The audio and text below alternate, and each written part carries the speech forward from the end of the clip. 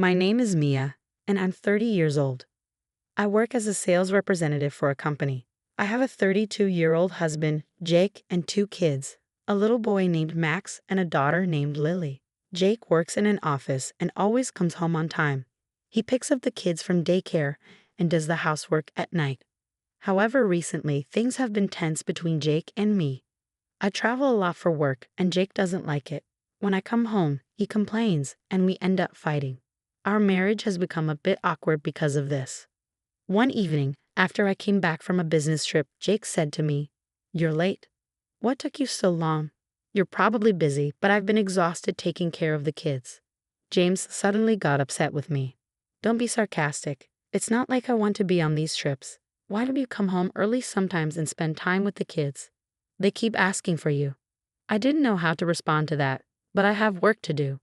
"Remember, you told me before not to worry about the kids because you'd be home early and take care of them.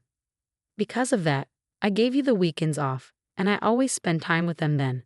Don't make it sound like I'm ignoring our kids. I'm not saying you're ignoring them.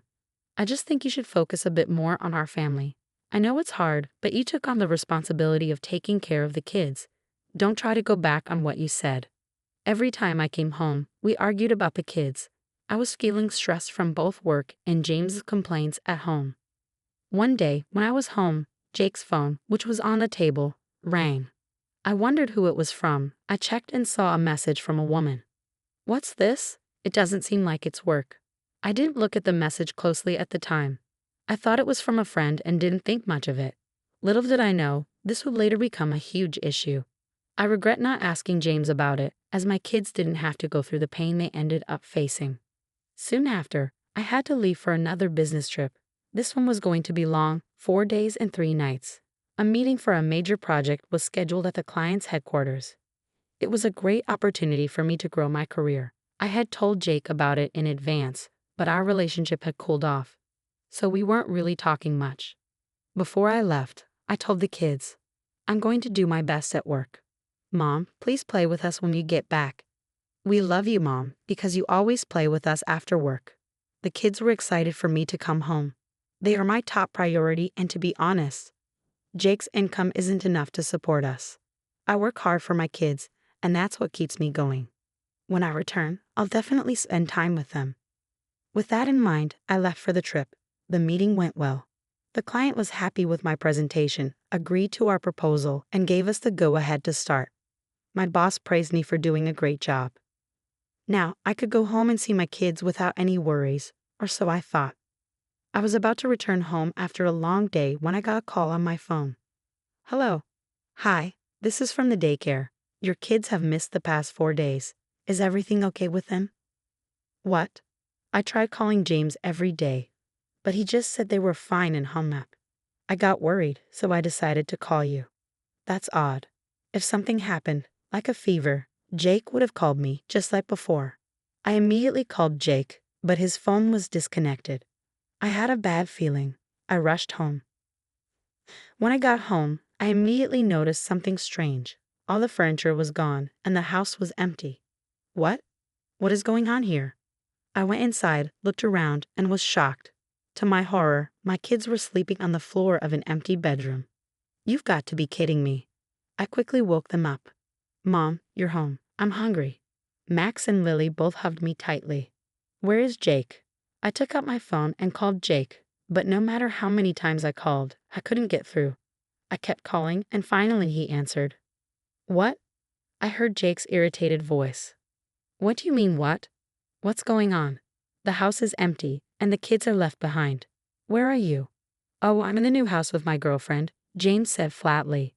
It sounded like he was talking about the weather, like it was no big deal. Huh? I couldn't understand what Jake was saying. Girlfriend? A new house? He left the kids behind to be with her. "What do you mean, girlfriend?" "Yeah, I've been seeing someone else," Jake sighed.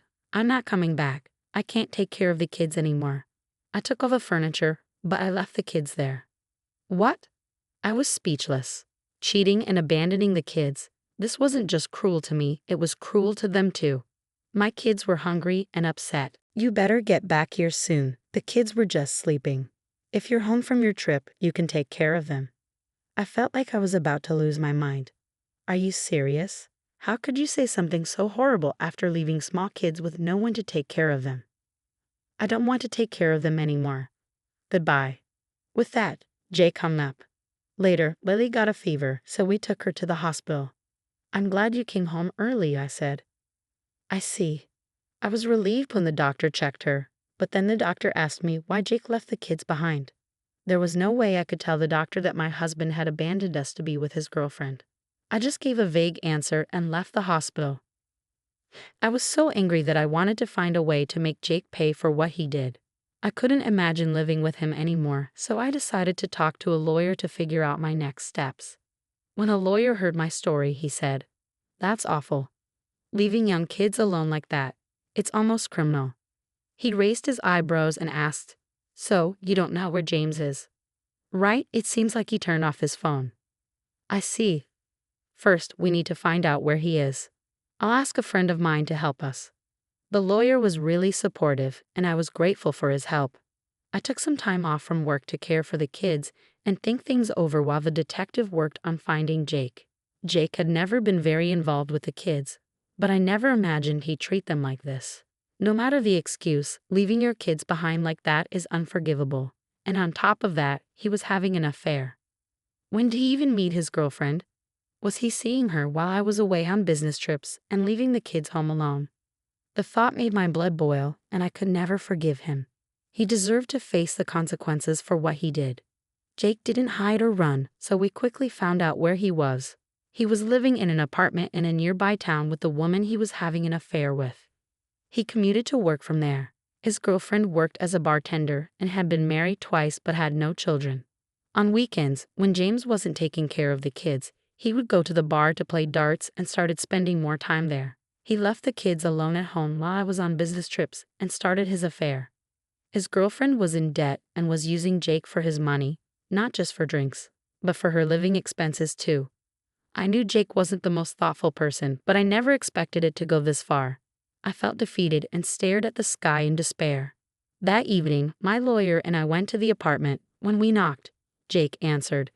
His girlfriend wasn't there, probably working for the night. "Oh, it's you," Jake glared at me. "What you did is a crime. Don't you realize that?" I said, cutting straight to the point. The lawyer explained the legal responsibility I had as a parent and what our options were, but Jake didn't seem to care. I know, Jake said, not looking bothered. But I couldn't take care of the kids anymore. I just wanted my freedom. Jake's words were pathetic and unacceptable. There are so many single dads out there raising multiple kids on their own. I take care of my kids on weekends, and what's so hard about looking after your own children for a few hours after work during a week? And if it's too much, how does that justify cheating and abandoning your family? It was just an excuse. Did you plan to just run away if something happened to the kids? Do you think life would just go on like that? Well, if you had stayed home and raised the kids, there wouldn't have been a problem, Jake said, blaming me. I was completely shocked by his response. I'm not doing anything wrong, James said, still refusing to change his mind. I realized then he would never change. I don't regret having the kids, but marrying you, Jake, was the biggest mistake of my life. Anyone who can treat a child's life like that isn't even human. Call me whatever you want, he shrugged. I have the right to live my life. Jake didn't have an ounce of guilt or remorse. I was disgusted by how he acted. Jake's parents were shocked by what their son had done, leaving the kids behind and running off with another woman. They came to me and apologized, getting down on their knees. I knew it wasn't their fault, but I accepted their apology. My own parents were furious, and of course, they had every right to be. Who wouldn't be angry after what Jake had done to their grandkids? But I decided to handle the situation myself and asked my parents to step back. After a long conversation with my lawyer, I decided to sue Jake and the woman he had been cheating with, hoping to bring criminal charges for neglecting the kids. During the early preparations, Jake refused to acknowledge the lawsuit. At the trial, he admitted to leaving the kids behind, but tried to argue that he didn't mean to put them in danger. I sat there stunned as I listened to him. How could I have let this happen? I started thinking back to when I first met Jake. In the beginning, he was kind and respectful of my opinions, even though he had his flaws. But after we got married and had kids, everything changed. I didn't realize that Jake didn't really like kids in the first place. The trial didn't last long, and I won the case. Then the police got involved and began investigating the situation. James was questioned and charged with child abandonment under protective custody. Since it was his first offense, the charges were dropped, but it still felt like a conviction. I took this chance to ask for a divorce. I knew I would never be with him again. Afterward, my parents, who had been worried about their grandkids, came to visit often. The kids loved seeing their grandparents, and that was the best thing for them. "That was such a hard time for you," my mom said, smiling with relief. "I'm so glad they're safe now." My dad was still furious and took every chance to lash out at Jake. I also filed a damages claim against Jake's girlfriend. But what could she do? She closed her bar and disappeared, and I've never heard from her since. I heard that Jake was fired from his job after everything and was now living alone in a rundown apartment. But honestly, it didn't matter to me anymore. This whole situation was shocking. I never imagined Jake would abandon the kids and run off with another woman. It taught me that life is unpredictable and you can't always foresee what's coming. As I reflected on everything, something unexpected happened that changed my life. As you might have guessed, I was proposed to again. This time by one of my colleagues from work. He had seen what I'd been through and had always been there for me.